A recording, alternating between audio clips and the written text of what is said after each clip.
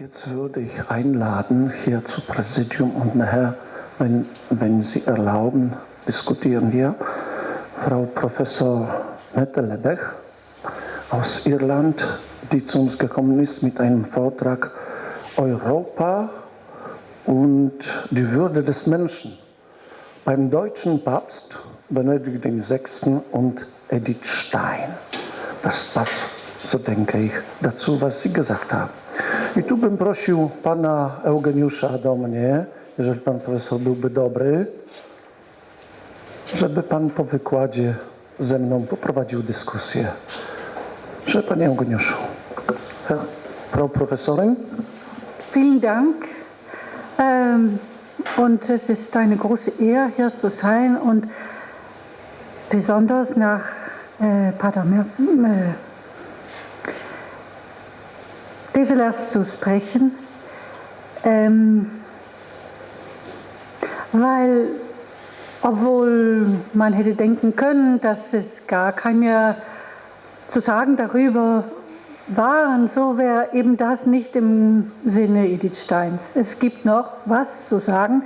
Wir müssen unseren Leben leben und das Beste, das wir machen können, tun. Die hat uns einen Geist hinterlassen, sozusagen, oder zumindest Sinn von einem Geist, und das ist unser Erbe. Wir können davon und daraus brechen, und das ist eine große Segen, aus Auschwitz auszugehen. So, ich habe das Ganze auf Englisch geschrieben und ich werde auf Englisch sprechen. Ich hoffe, dass das geht auch für die, die vielleicht nicht so gut Englisch verstehen.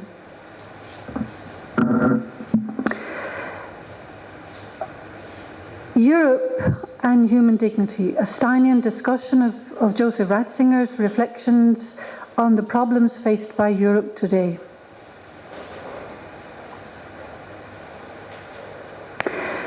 Benedict XVI's Europe Today and Tomorrow from 2005 charts the formation and history of Europe around a mission to reign as a sacred duty, manifested in the reign of Charlemagne and in the idea of the Holy Roman Empire, but then transposed through many schisms, wars, divisions and crises into the duty to insist on human dignity. Benedict XVI thinks this mission to reign as a sacred duty is Christian in nature, and that its transformation into an insistence on human dignity also is. It does make sense to think that if the love of neighbour, taught by Christ, reigns, the protection of human dignity follows. Ratzinger's concern, as he charts the history of Europe, is that we would be able to face the future of Europe without loss of identity.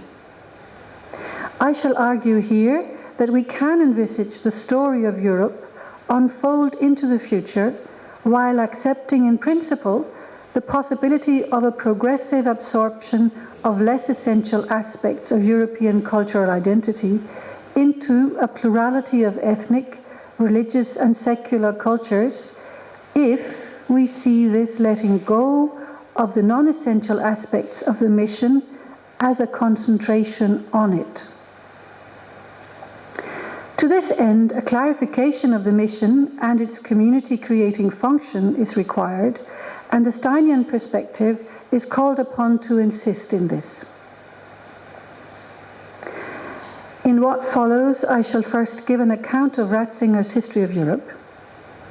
I shall then concentrate on the mission at the heart of it, according to Ratzinger, and explain why, for Stein, such a mission would be particularly suited for shaping a people and a continent. I shall finally discuss Ratzinger's understanding of human dignity in the light of Stein's understanding of values. If Benedict XVI is right that the mission to reign as a sacred duty translates into a mission to respect and protect human dignity by a process of concentrating on the essential. The two are essentially linked, and in the fundamental value of human dignity rooted in a realm that does not pass. This means that it would not be rational for us to renounce the attempt to pursue this mission for fear of losing our identity, since the identity results from the pursuit of the mission in whatever way it turns out to be possible. It is the mission that puts us in charge of our future by supporting our identities as those whose mission it is. So first, Ratzinger's History of Europe. Europe, according to Ratzinger, is, and I quote, a geographical concept only in a way that is entirely secondary. It is not a continent that can be comprehended neatly in geographical terms. Rather, it is a cultural and historical concept. End of quote. Ratzinger understands this concept to be comprehensible only within the context of the global challenges of our time, and moreover insists that its purpose is the sharpening of our vision of what is helpful and of what is harmful. What Ratzinger thus attempts to propose is a concept that is helpful in the debate about the global challenges facing us.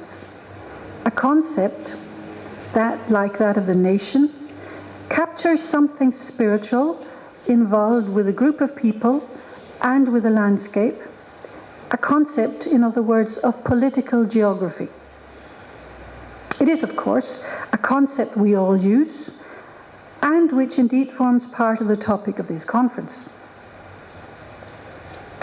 Ratzinger traces this concept's history from Herodotus, 400 BC, who claimed that, and I quote, Asia, with all the various types of barbarians that inhabit it, is regarded by the Persians as their own, but Europe and the Greek race they look upon as distinct and separate.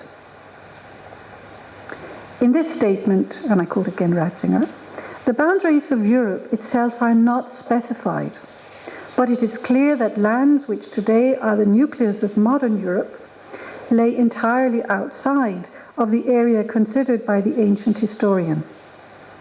Indeed, with the establishment of the Hellenic states and the Roman Empire, a continent had been formed that became the basis for later Europe, although it displayed entirely different boundaries.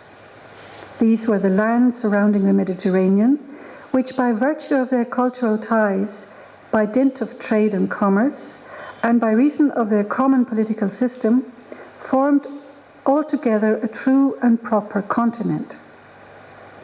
Only the triumphant advance of Islam in the 7th and 8th centuries drew a boundary across the Mediterranean and, so to speak, cut it in half, so that all that had been one continent until then was thenceforward subdivided into 3 continents, Asia, Africa, and Europe. End of quote. As the southern borders were moved north by the Muslim conquests, Europe saw a vigorous growth towards the north, including lands which from now on became heartlands, Gaul, Germany, and Britain, extending further into Scandinavia. The continuity despite the displacement was, and I quote again, assured by a theological interpretation of history. In connection with the Book of Daniel, the Roman Empire, renewed and transformed by Christian faith, was considered to be the final and permanent kingdom in the history of the world in general, and therefore the association of peoples and states that was taking shape was defined as the permanent Sacrum Imperium Romanum. The process of a new historical and cultural definition was completed quite deliberately through the reign of Charlemagne, and here the ancient name of Europe emerged once again. In a significant variation, the term was now used precisely to designate the kingdom of Charlemagne, and it expressed simultaneously the awareness of the novelty and the continuity with which the new association of states presented itself as the political power in charge of the future. In charge of the future because it considered itself to be in continuity with the history of the world thus far, and ultimately to be rooted in what lasts forever. Expressed in the self-understanding that was developing in this way was an awareness of being definitive and, at the same time, an awareness of having a mission. End of quote. Ratzinger continues to trace the history of Europe by including its second route, the non-Western part of Europe, arising from the Byzantine Empire and stretching as far as Siberia. He sees, interestingly, Siberia as the first colony of Europe, that is, as the first territory outside of Europe, which, although populated by Europeans, nevertheless is not having a status as a subject of history or indeed as part of Europe. This concept of an outreach of the mission into lands outside the domain of active sovereignty came to represent a type of outreach that was going to be repeated. Other colonies followed after a different kind of boundary had been drawn across Western Europe by the Reformation. And eventually the United States formed itself into an independent historical subject now facing Europe. Becoming independent also was a pattern followed by many other former colonies. However, it's not so far been followed by Siberia. It would be very interesting to see what would happen if that ever happened. With the French Revolution, the idea of a purely secular state arose, and as the Enlightenment rejected the divine origin of the one sacred mission to reign while retaining the state's quasi-sacred nature, nation-states formed, which gave rise to a plurality of historical subjects instead of the one definitive sovereignty issuing from the one sacred mission to reign. Quote again, "The dramatic consequences of this are evident in the fact that the great European nations considered themselves entrusted with a universal mission, which necessarily led to conflicts among them, the deadly impact of which we have painfully experienced in the century that just ended." End of quote. The pluralization of the one mission thus in fact led to each nation-state pursuing the mission, which still involved a mission to be sovereign and a sovereign to accomplish something of highest importance. The byproduct of the pluralization of states was thus a competition for sovereignty and therefore war. Ratzinger identifies a totalitarian impulse operative within or alongside the sacred duty to reign as it was interpreted by emperors and popes.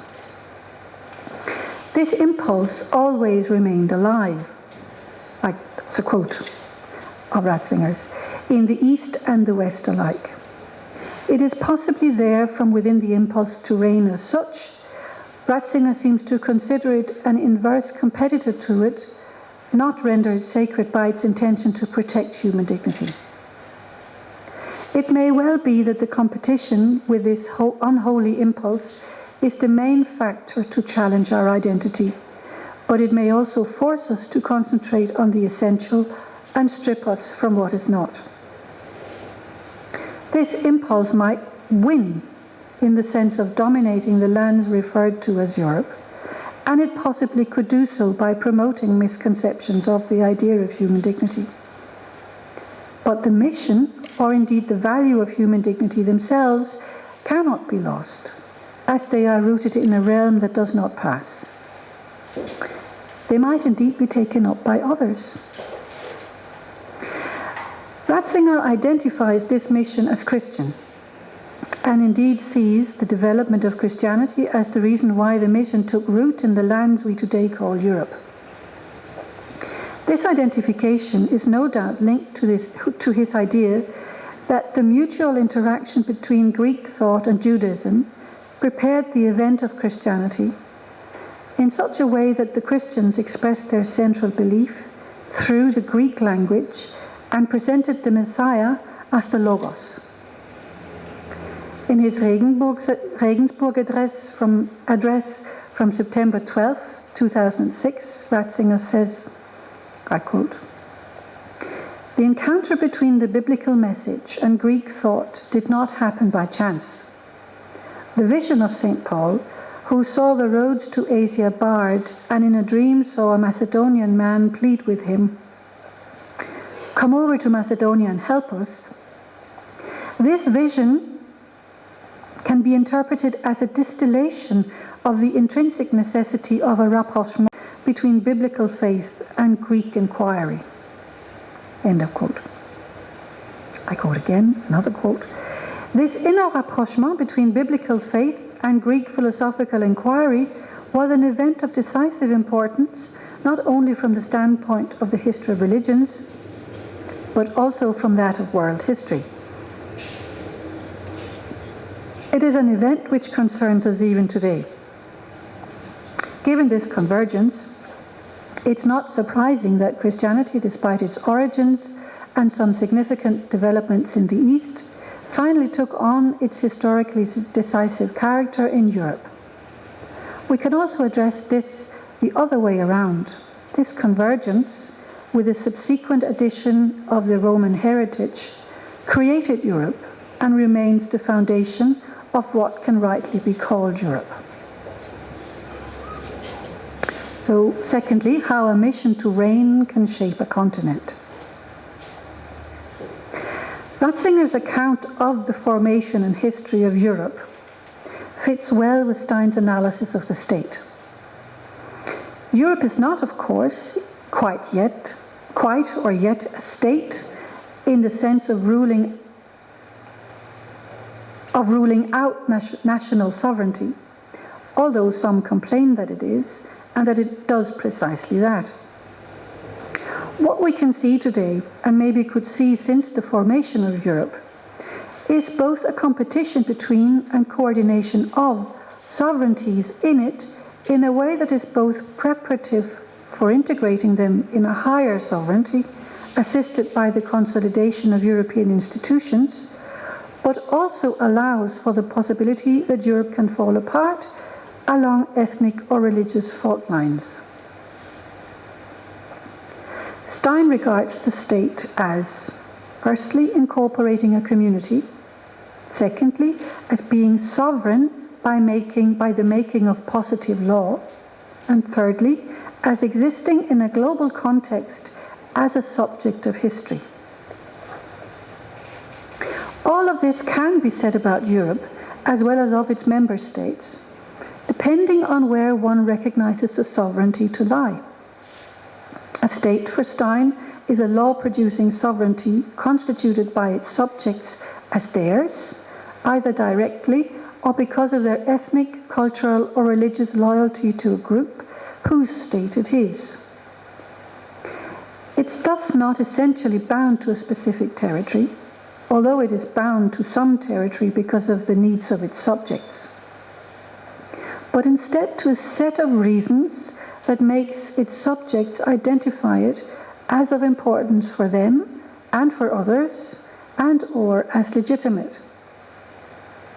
It depends on the subject's identification of themselves and of their loyalties as Europeans, Polish, Catholic, whatever, whether they consider a state their state, and thus which sovereignty ultimately reigns for them.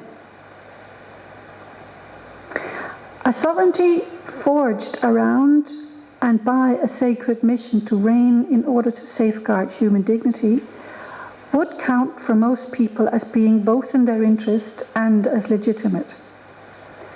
This, no doubt, is part of the reason why we see such a desire to come and live in Europe. Such sovereignty would command considerable support in terms of subjects who would find this mission something with which they could identify, and also as something they themselves would be prepared to pursue or value and hence attempt to realize in their actions. It is difficult to imagine anything that would be more in the interest of all and also legitimate in the view of all. Insofar as this is the sovereign ideal that in fact makes us identify Europe with all its concrete ethnic, religious and cultural loyalties, it reaches into the sphere of what does not pass, but it might well, for this reason, precisely be destined not to be associated exclusively with a particular set of ethnic, religious and cultural loyalties, but to transcend them all. If it is not this ideal that makes us identify Europe, but indeed instead geographical, ethnic or cultural features not related to this ideal, then Ratzinger's account of Europe is in need of completion or indeed incorrect. On Ratzinger's account, however, and it is not impossible that most Europeans would agree with him, cultures are or can be called European to the exact extent that they are in conformity with this mission. However, it may well be unclear to many what exactly is meant by human dignity. So thirdly, Ratzinger's understanding of human dignity in the light of what Edith Stein might have thought of it. Ratzinger raises the question of, and I quote again, what is capable of being alive, what is capable of keeping alive the intrinsic identity of Europe through all the historical metamorphoses? To put it even more simply, what is there today and tomorrow that promises human dignity and a life in conformity with it? If these words are not to be taken as an expression of mere depression or desperation, one can interpret them, as I have done so far, to signify the progressive identification of the sacred mission to reign with the mission to protect human dignity. That is, with the mission to create conditions in which human dignity is respected. The awareness of the sacred mission would thus include an intrinsic but implicit understanding of the idea that the ideal of a sacred reign is for the sake of human dignity. Such an ideal does represent a promise for today and tomorrow. Concrete institutions and cultures formed and reformed by attention to this ideal are needed to protect it concretely. The sovereign ideal, wherever it's felt and by whomever it is felt, would thus tend to be concretized by those who hear it into institutions and customs which, if or when critical mass has been reached, form the basis for a state, a sovereignty, that organizes them all. Ratzinger also claims that faith in God the Creator is the surest guarantee of man's dignity. End of quote. He cannot really mean that our faith in Christ would or could guarantee the ideal existence of the value of human dignity, insofar as it as a value as such resides in a realm beyond our valuation. God himself is the only possible guarantee of the essential existence of values such as human dignity, insofar as they can be likened to ideas present in him, in the Logos, before the beginning of the world. Our faith in Christ, the Logos, could not either guarantee the guarantee, except in the sense that we believe he has himself done it, or is it. As a value, however, human dignity is in need of realization in the world. That is, it is in need of being valued by human beings and acted upon by human beings, without which it will remain ideal and not be reflected and realized in interhuman relationships. It is human beings who need to respect it and value it to guarantee its realization by them. God cannot do that for us, because it is precisely in respecting it that we realize it and allows ourselves to become great and free. It is possible that faith in the Creator, insofar as it involves appreciation for the value of human beings, as it clearly does in the case of the Christian faith, goes some way to encourage the realization of the value of human dignity by us. It cannot, however, guarantee this realization, as is all too evident from Christians or indeed believers in the Creator being engaged in activities that does not respect human dignity. This is why the totalitarian tendency can take root. It is true that the values that present challenges to human dignity are values such as progress, science, and freedom, but what that means is that they present the challenge to us to prefer human dignity to any and all of them in practice and not only in theory. Whether we do that is in our hands, except to the extent that we are being seduced into not doing it by manipulation of the concept of human dignity. When Ratzinger says that the inviolable nature of human dignity ought to become the fundamental, untouchable pillar of ethical regulations, one could regard that as an attempt to exorcise distorted expressions of the idea itself, and not an attempt to formulate it in a way that is not subject to demagogical manipulations.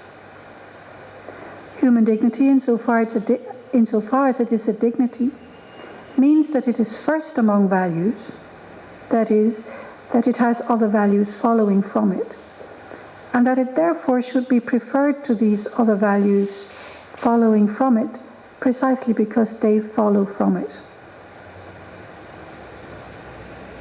That human dignity should not be touched probably means that it ought not to be manipulated. That it ought to be a pillar of ethical regulations means that it ought to be the basic principle of interhuman relationships, because it is the highest among values by virtue of it being a dignity. When Ratzinger further says, the inviolability of human dignity means also that this dignity is valid for everyone, that it has a human face and belongs biologically to the human race, he reiterates that human dignity means the dignity that pertains to human beings as such, and therefore belongs to the human race as such. That it belongs biologically probably is intended to mean that it pertains to the human species as a biological species, and therefore to each and every individual belonging to the biological species of human beings.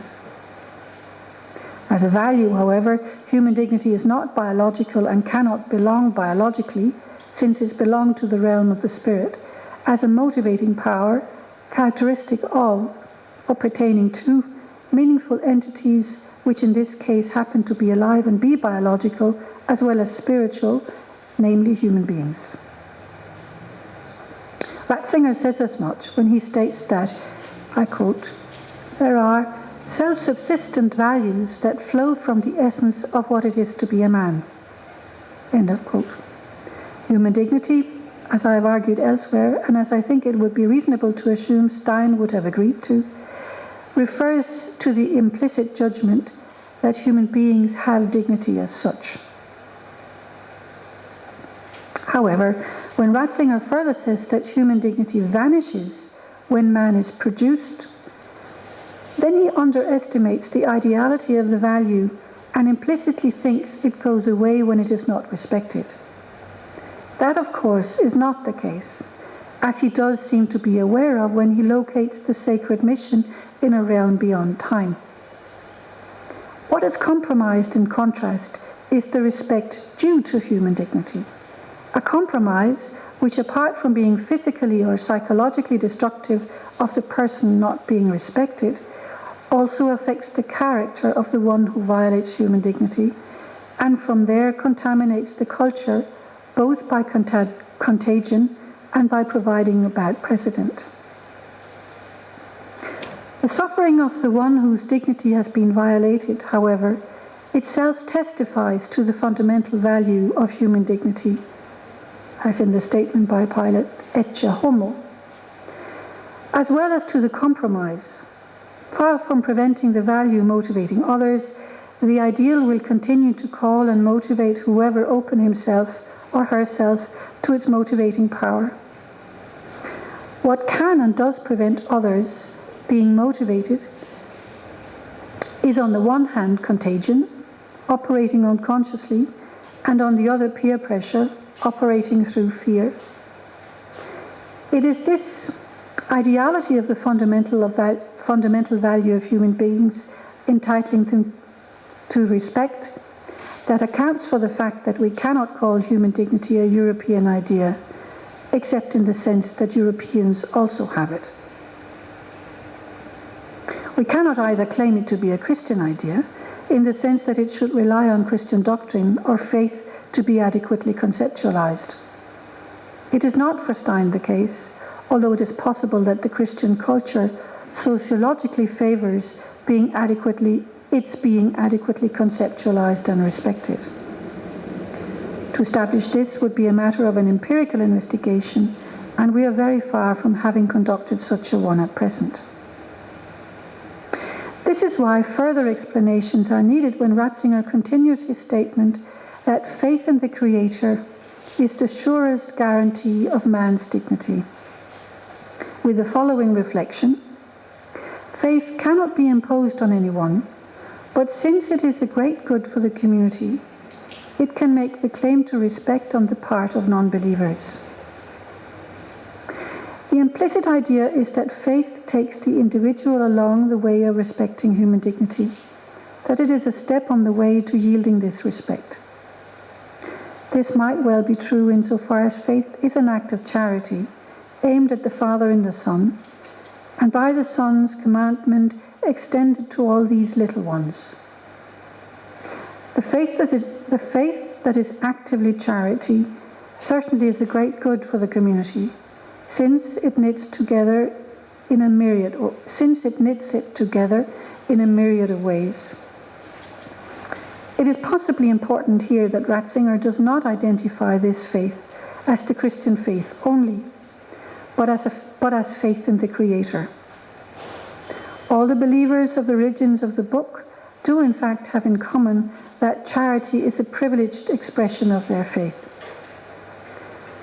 But like Jesus himself points out by pointing to a Samaritan to explain wherein it consists, charity is not the prerogative of any faith.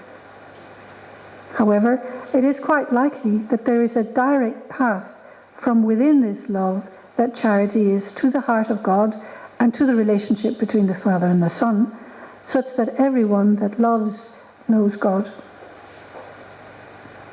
That this love reign is what is common to the European and the Christian mission. Ainsi soit-il. So, in conclusion, I just want to reiterate what I have said. We've seen that Europe, for Ratzinger, is a concept of political geography identified by a mission to reign to protect human dignity. We've seen that this mission is rooted in what does not pass, and at the same time calls us to realize the value of human dignity by creating institutions to promote respect for it. We've also seen that understanding with Stein, human dignity to be the fundamental value of human beings, entitling them to respect, allows us to clarify the mission and therefore to distinguish it from what does not pertain to it by its essence. Thank you very much for your attention.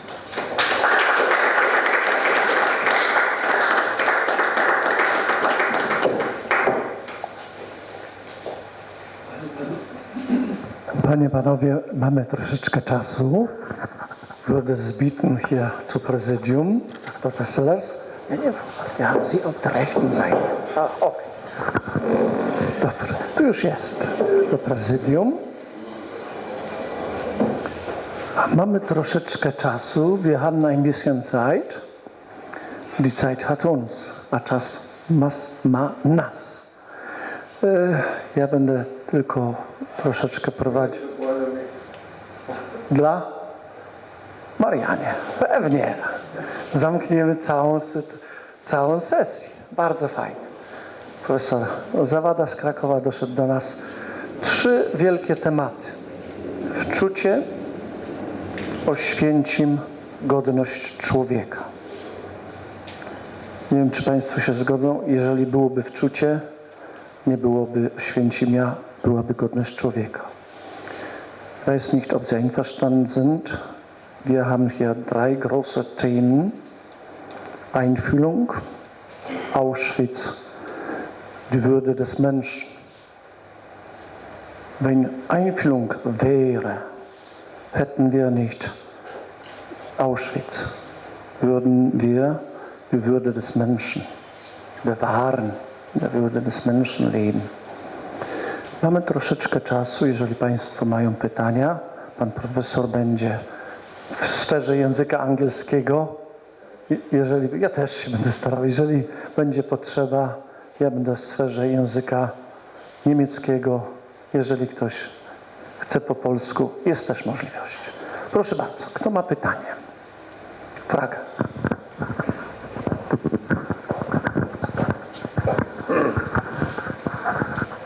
Ja, die Frage geht eigentlich an den Manfred. Und ich fand deinen Vortrag sehr anrührend, auch weil der Ausgangspunkt der gleiche war wie bei mir, der gleiche Text. Und als du dann auch betont hast, dass wenn man Edith Stein gedenkt, man nicht nur ihr, sondern auch allen gedenkt, die mit ihr gestorben sind, kommt man sehen, die Tafel, die wir in Schieberstadt aufgebaut haben, wo wir gesagt haben, da ist der Zug vorbeigekommen mit Edith Stein und noch vielen anderen auch. Was mir noch nicht klar geworden ist, Manfred, bei deinem Vortrag ist, und dafür war auch am Schluss die Zeit zu kurz, wie du die Bedeutung des Todes Edith Steins für Europa siehst. Du hast wohl ein paar Sachen gesagt, was Meissner oder andere da gesagt haben. Ich würde gerne mal von dir nochmal hören, ist es eine Anklage, warum wart ihr Europäer nicht da? Oder ist da nochmal ein anderer Zugang von dir, wo du sagst, da ist die Bedeutung von dem Tod Edith Steins für Europa? Ich würde ihn übersetzen, oder magst du? Ja, das heißt, Dr. Feldes hatte gesagt im Vortrag, tutaj ksiądz Manfred powiedział bardzo ważną rzecz, że w osobie Edyty Stein umierali wszyscy ludzie. Teraz było pytanie, jak ksiądz doktor widzi śmierć Edyty Stein osobiście. Nie chodzi o to, co kardynał Meissner powiedział, inni powiedział, tylko jakie znaczenie śmierć Edyty Stein ma dla Europy z perspektywy tego, który pracuje. Poświęcimy w Auschwitz. Ja, die Zeit war zu kurz. Ja, jetzt haben wir Zeit. Das wäre das 5. Kapitel gewesen.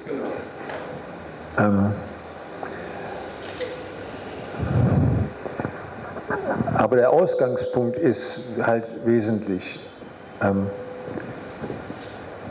Wenn wir auf Edith Stein hören, muss uns bewusst sein, dass sie sozusagen aus Auschwitz zu uns spricht.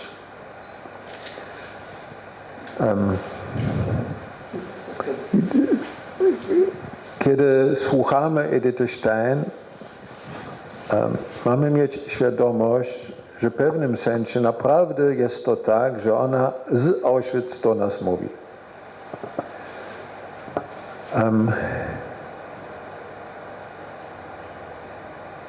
Aus Auschwitz schaut sie uns an und ruft uns in Erinnerung, was sie vorher gesagt hat. Aus Auschwitz, z komory gazowej patrzy na nas i przypomina nam, co już wcześniej powiedziała. I naszym doświadczeniem jest, pamiętamy konferencję 5 lat temu, unsere Erfahrung ist, dass am Rande von Auschwitz die Worte von Edith Stein, die sie vorher gesagt hat, nicht an Wert verlieren, sondern gewinnen. Deutlicher Wert. Naszym doświadczeniem był nawet na konferencji, którą mieliśmy 5 lat temu u progu Auschwitz, że słowa Edith, która wcześniej powiedziała, nie tracą znaczenia. Odwrotnie. Rozumiemy lepiej jej głęboki sens. Und Europa ist heute Europa nach Auschwitz. Und die Theologie in der Kirche ist heute Theologie nach Auschwitz. Ob wir uns dessen bewusst sind oder nicht, aber die ganze christlich-jüdische Erneuerung zum Beispiel ist nach Auschwitz und gar nicht anders zu verstehen. Und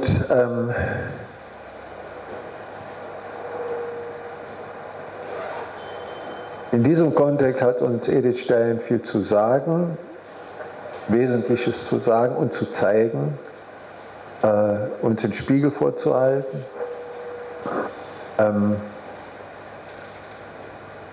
Und darum ging es mir. Ja.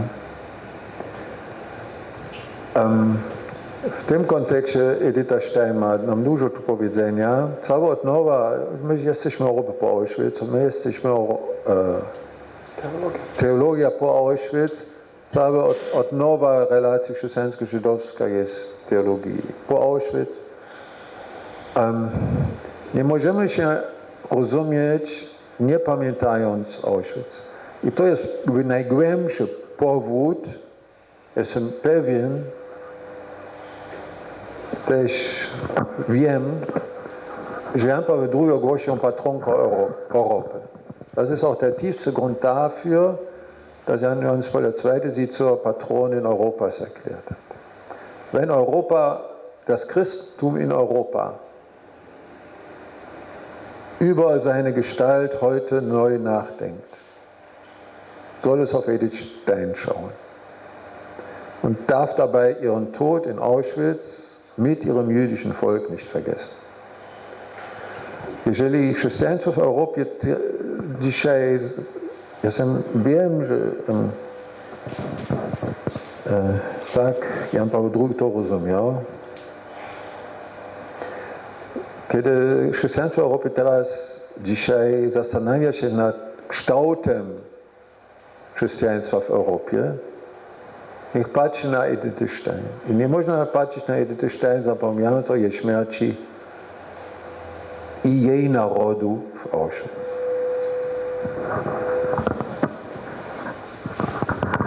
Dziękuję pięknie, Dankeschön. Die nächste Frage. I would like to pose a question which I think crosses every of the three speeches, and thank you for your interventions, very rich interventions. The question seems to me very concrete and general at the same time. Human dignity means also human dignity of women such as men. Human includes women, and as we know, this is a point on which European traditions and European culture may face other cultures which do not conceive the place of women in the family or in the society such as we do traditionally.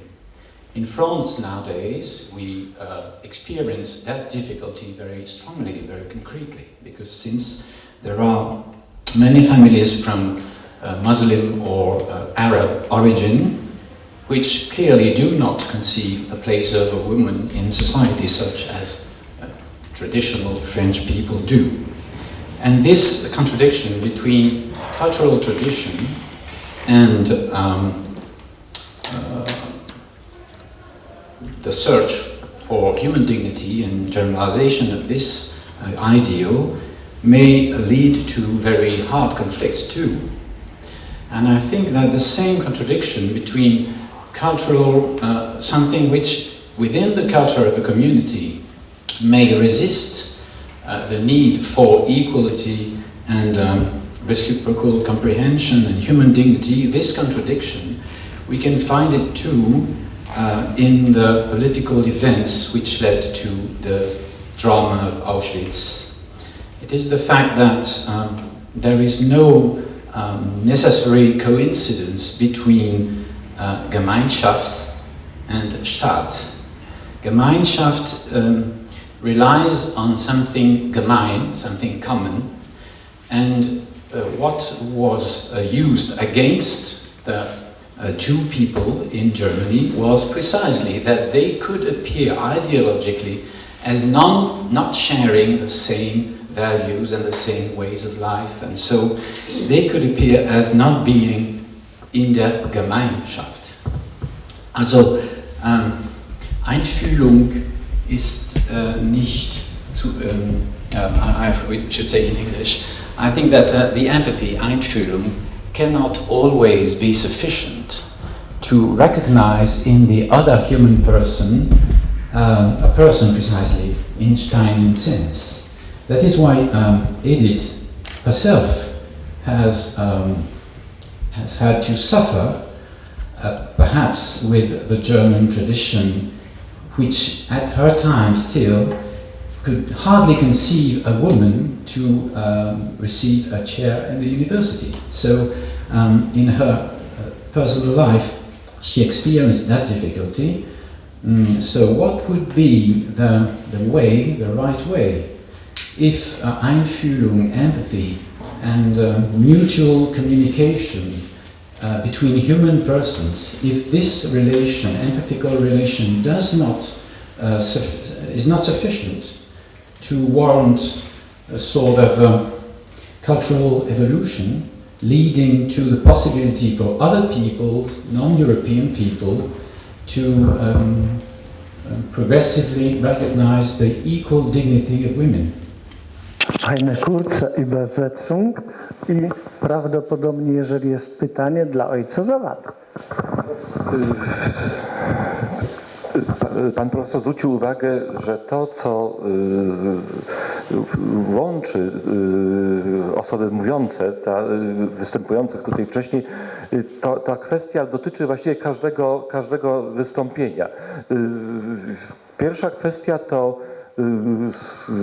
w referacie pani profesor była mowa o godności człowieka, ale tę godność, i też tutaj wypowiedział zdanie pan profesor szczególną, przecież istotami ludzkimi są też kobiety, ale godność pojmowana człowieka jest różnie przez różne kultury. Jak w takiej sytuacji mówić o godności człowieka w odniesieniu chociażby do społeczności muzułmańskich? To jest nowy temat, otwarty, bo gdyby tutaj jeszcze byli obecni na sali muzułmanie, to ja tak komentuję, to twierdziliby, że to największą zasługą jest muzułmanów obrona i ochrona godności człowieka i podawali wiele argumentów.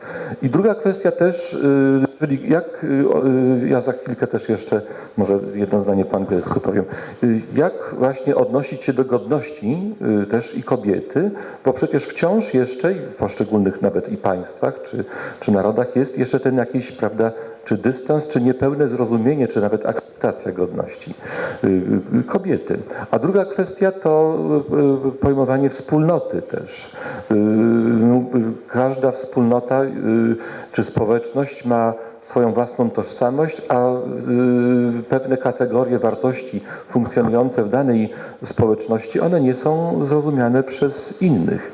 I to jest oczywista rzecz, bo nawet sama kategoria, to mój komentarz już do pana profesora, sama kategoria godności człowieka to jest kategoria, która powstała w basenie Morza Śródziemnego. Ona jest nieznana w Azji. Nie ma takiego słowa jak godność człowieka w buddyzmie, w hinduizmie czy innych właśnie religiach Azji.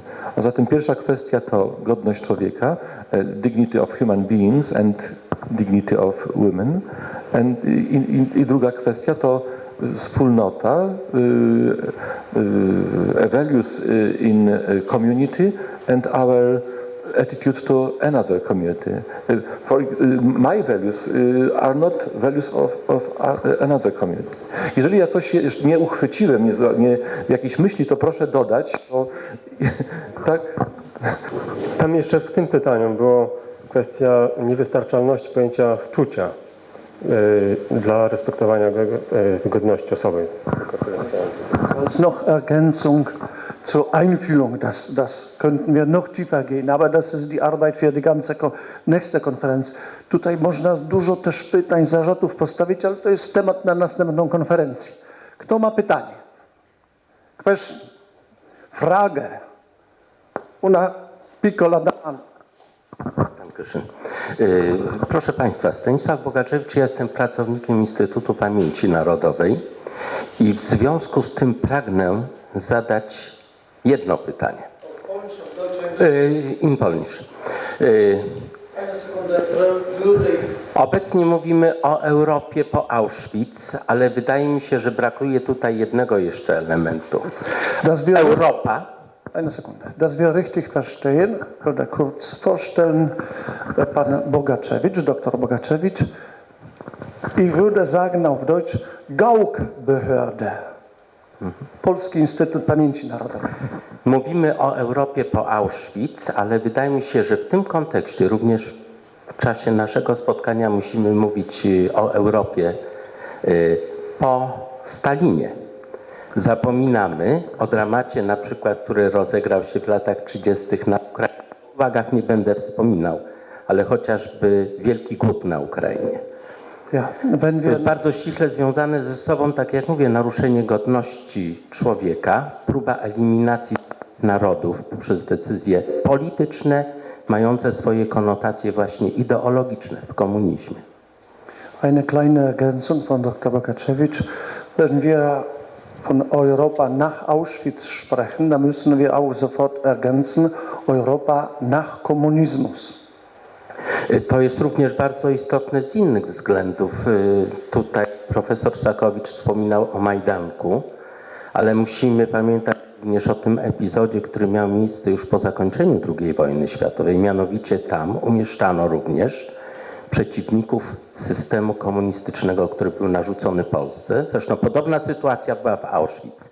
Dziękuję bardzo i moje pytanie zmierza ku temu, Państwo jesteście znawcami myśli, pism Edyty Stein. Czy tam pojawiły się jakieś odniesienia również właśnie do tego systemu totalitarnego, który rozwijał się wówczas w Europie, miał wielu zwolenników, mianowicie stosunek Edyty Stein do komunizmu? Dziękuję bardzo. Professor hat in Majdanek in der Nähe von Konzentrationslager gearbeitet.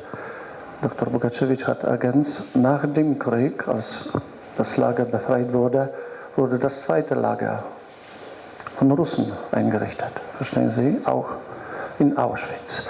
Und jetzt war die Frage an Präsidium, ob Edith Stein über Kommunismus was geschrieben hat oder sich geäußert hat. Ja, das hat sie über Bolschewismus.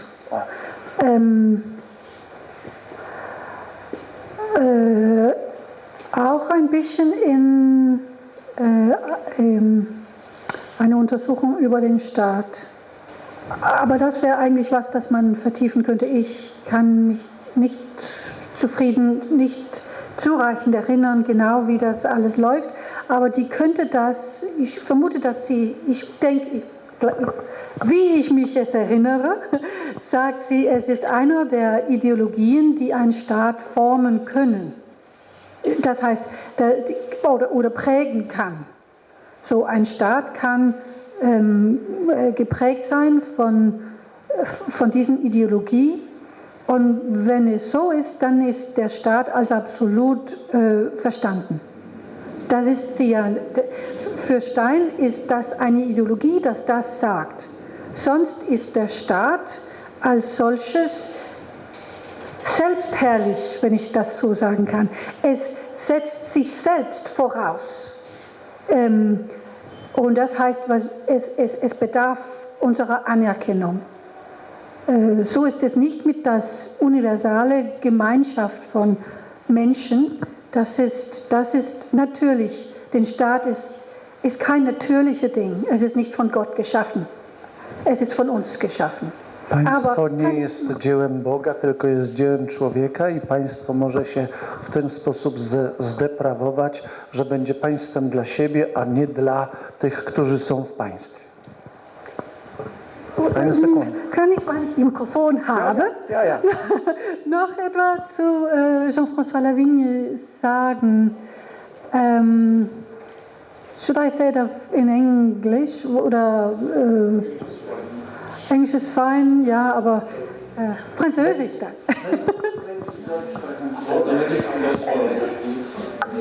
Ich sage es auf Deutsch so. Naja, Frauen hat ja auch in unseren Gesellschaften nicht immer einfache Zeiten gehabt. No? Es geht die Frauen. Teraz chodzi o pytanie o kobietę.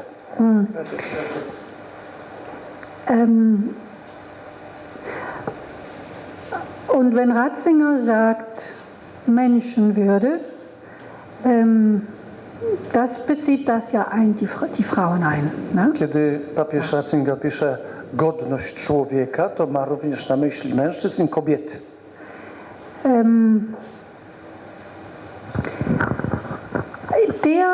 Der sagt also, der interpretiert die christliche oder europäische Mission als diesen Menschenwürde zu schützen. Na, On interpretuje misję europejską, aby tą godność człowieka, mężczyzny i kobiety chronić.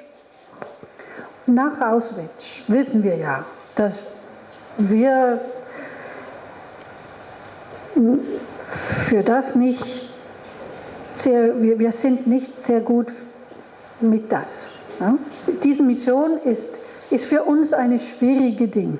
I ta ochrona, jeżeli dobrze rozumiem, ochrona godności człowieka po Oświęcimiu wypada nie najlepiej z naszej strony. Und das könnte uns solidarisch machen mit Dlatego anderen. powinniśmy się solidaryzować z innymi. Das heißt aber nicht die Mission aufgeben. Ale nie oddać misji ochrony godności człowieka. Tego nie możemy się dopuścić. Und vielleicht eben wissen, dass diese Mission nicht nur die unsere ist. I dlatego misja ochrony człowieka nie jest tylko naszą misją, całych wszystkich ludzi. Und ich glaube eigentlich, dass das ist genau, was Ratzinger sagt. I pani przypuszcza, pani profesor mówi, że to jest na pewno myśl Ratzingera. Jestem pewna. Und ich glaube auch, dass das ist was, das Edith Stein aus Auschwitz uns I teraz mówi, że prawdopodobnie jest to samo, co Edyta Stein mówi do nas z Oświęcimia. Zunächst an Pater Desslers. Sie sagten, dass der Glaube von Edith Stein, als sie in die Gaskammer eintrat, dass sie glaubte, dass Gott alle Menschen liebt. Wenn ich über den Glauben überlege, habe ich den Text von dem Papst Johann Paul II. Über Maria. Und spricht von dem Glauben neben dem Kreuz. Und vergleicht, benutzt einen neuen Ausdruck. Spricht von der Genose, sagt man so auf Deutsch, von der Genose des Glaubens von Maria. Ihr Glaube hat keinen Inhalt mehr, aber sie lebt mit ihrem Sohn, was er lebt.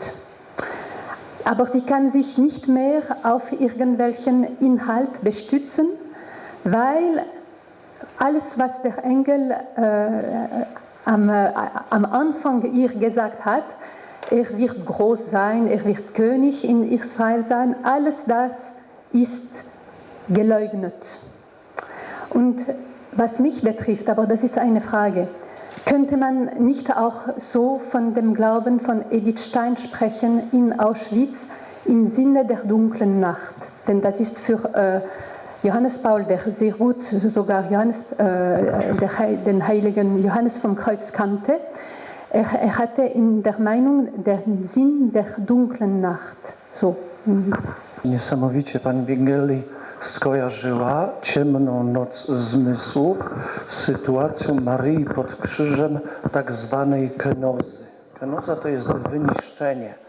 Z jednej strony Maryja w Magnificat śpiewa: Twój syn będzie kimś niezwykłym, jedynym, będą Cię błogosławić wszystkie narody, co dałaś. A tutaj śmierć, pieta. Rozumiecie? I teraz pytanie jest. Zu der letzten, zu Ihrer Frage ganz kurz. Ja. Tak. In seiner Enzyklika Mater Redemptoris schreibt Johannes Paul II. Von der dunklen Nacht des Glaubens, durch die Maria gegangen ist, natürlich eher als Johannes vom Kreuz Schüler sozusagen. Genau das meinte ich, als ich von Edith Stein sprach. Na pytanie o Marii i jej kenosis mówiłem tak, ponieważ Jan Paweł II w encyklice o Matce Zbawiciela, Mater Redemptoris, sam pisał, że przeszła przez ciemną noc wiarą pod krzyżem. I właśnie o to mi dokładnie chodziło, myślę, że to jest to, o co mi chodziło, myśląc o sytuacji Edyty Stein i o tym, co ona sama o Janie od Krzyża, o ciemnej nocy wcześniej mówiła. Jeżeli chodzi o takie uzupełnienie, osobiste też spojrzenie na Edytę Stein, to ja tak z wyniku też profesji swojej patrzę na nią z takiego może bardziej karmelitańskiego punktu widzenia i ostatecznie bym sformułował rolę Edyty Stein w podprowadzeniu do pewnego pytania, kto w zasadzie tworzy wewnętrzną przestrzeń historii. Historii, która się później odgrywa, rozgrywa na naszych oczach. Czy jest to tylko to, co jest zewnętrzne, politycy, działacze społeczni, ludzie, którzy tworzą struktury, czy też trzeba wejść głębiej w ducha i zobaczyć właśnie tę drogę Edyty Stein jako tej, która odkryła źródła tworzenia historii. I można by powiedzieć, ofiarowała swoje życie, tak jak inni angażują się w politykę, w duchowy wymiar. I to się wiąże właśnie z wczuciem w ten sposób, że czucie, ten Fühlung, ten Einfühlung, jest to przejście od tego czucia, czyli pewnej wspólnoty, która się zawiązuje, również wspólnoty narodowej, jak tu ładnie ksiądz Manfred opowiadał. Mianowicie tworzy się pewna wspólnota ducha i narasta wokół tej wspólnoty pewnych wartości, można by jaśniej mówić o etosie. Etos narodu na przykład. I powiedzmy tutaj możemy wśród nas rozróżnić etos na przykład narodu niemieckiego, polskiego, irlandzkiego, włoskiego, jak tu jesteśmy. I każdy etos różni się, czasami nawet w założeniach. Jest ten tak zwane to fundacyjne założenie dla każdego narodu, do którego się odwołuje. I wydaje mi się, że to poczucie wspólnoty, każdy naród ma prawo do bycia u siebie i bycia w swoim etosie i to tworzy pewną gamę pewnych wartości do wypracowania, bo Edyta bardzo pięknie mówi o tych zadaniach poszczególnych generacji, które mają wytworzyć pewne wartości, odpowiedzieć na pewne wyzwania danej epoki, danego pokolenia. I każde pokolenie ma swoje zadania. I właśnie teraz to poczucie wspólnoty Myślę, że w tym wymiarze to pytanie, które tu padło o to współistnienie różnych właśnie wartości i różnych, powiedzmy, sposobów funkcjonowania, chociażby szerzej właśnie kultura islamska, powiedzmy kultury azjatyckie, buddyjska, japońska, przecież hinduizm, chociażby u nas w chrześcijaństwie protestanci, prawda, prawosławni. Są to różne formy, które właśnie w swoim czuciu się różnią, ale chodzi o spotkanie i chodzi, żeby przejść od tego czucia, czyli bycia u siebie, bycia sobą, do właśnie tego wczucia, czyli możliwości wymiany tego, co uważam sam za cenne i chcę to przekazać. Oczywiście i tu taki komentarz do totalitaryzmu. Żaden totalitaryzm nie będzie szanował, czyli nie będzie wczucia w tym wymiarze, ponieważ on niszczy. Nie? Dominacja jest zasadą, czyli mój etos ma być czymś dominującym. Ja tego całego nie przetłumaczę, bo tylko uchwyciłem fragmenty. Ich würde so zusammenfassen, was Professor Zawada gesprochen hat. Das heißt, wir leben in einer Gemeinschaft. Aber in dieser Gemeinschaft, jedes Volk hat eigene, sagen wir, Art des Lebens. Und das heißt Ethos. Ethos auf Griechisch bedeutet, ich bin hier zu Hause, das ist mein Ethos. Und mein Zuhause ist anders als Zuhause von Deutschen, von Italienern, von Ukrainern. Aber was bedeutet Gemeinschaft? Das heißt, dass ich Einfühlung habe, dass Ethos der Ukraine für mich nah ist. Das Ethos der Franzosen mir nah ist. Und ich habe nicht nur Verständnis, ich habe gesagt, das ist doch wunderbar. Und bei den Totalitarismen ist Ethos von einzelnen Völkern raus. Ich habe die volle Bereicherung. Total ist nur eins. Die anderen existieren nicht. Das war eine kurze Zusammenfassung. Moi panowie, moje panie, moi panowie, die Zeit drängt. Meine unangenehme Aufgabe. Aber ein etwas möchte ich noch betonen. Wir haben das im Jahre 68 erlebt, als die polnischen Bischöfe zu den deutschen Bischöfen gesagt, wir verzeihen und bitten um Verzeihung. Żeśmy to w 68 roku przeżyli, jak polscy biskupi powiedzieli do niemieckich, przebaczamy, prosimy o przebaczenie. Das könnte nur sein, passieren, aus unserem Glauben. I to mogło się tylko stać na podstawie naszej wiary. Wiecie, do czegoś takiego ludzie bez wiary by nie dorośli, byli niezdolni. Das war vor Jahren, wir haben jetzt Jubiläen gefeiert.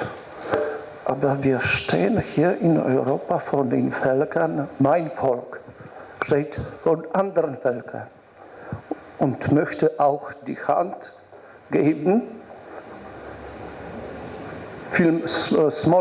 wollen. Das passiert ja nicht nur zwischen Polen und Deutschen, das passiert auch zwischen Polen und Ukraine, das passierte auch zwischen Polen und Russen. Und wir versuchen, die Völker, nicht nur die Führung, uns die Hand zu geben und sagen, verzeihe, bitte um Verzeihung. Verstehen Sie? Aber wir müssen noch arbeiten. Prosimy teraz, zobaczcie, o przebaczenie. Polacy powiedzą do Ukraińców, przebaczamy. Ukraińcy powiedzą i my przebaczamy i podamy sobie rękę. Za to, co się dokonało. Zapomnieć nie możemy. Wir dürfen das nicht vergessen. Aber um Verzeihung bitten. Ganz bestimmt. Auch mit den Russen. 20.000 polnische Offiziere wurden umgebracht. Keiner ist verantwortlich. 20.000 von polnischer Intelligenz.